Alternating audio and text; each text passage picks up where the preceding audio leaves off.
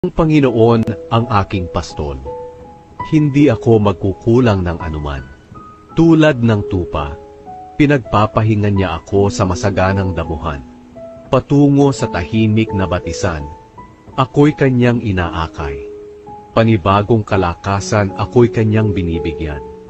Pinapatnubayan niya ako sa tamang daan, upang siya'y aking maparangalan. Kahit dumaan ako sa pinakamadilim na libis, hindi ako matatakot. Dahil kayo ay aking kasama. Ang dala niyong pamalo ang sa akin ay nag-iingat.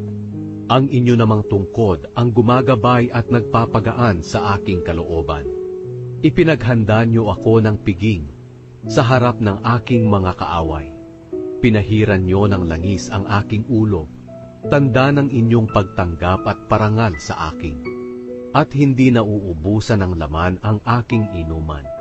Tiyak na ang pag-ibig at kabutihan niyo ay mapapasa akin habang ako'y nabubuhay. At titira ako sa bahay niyo, Panginoon, magpakailanman.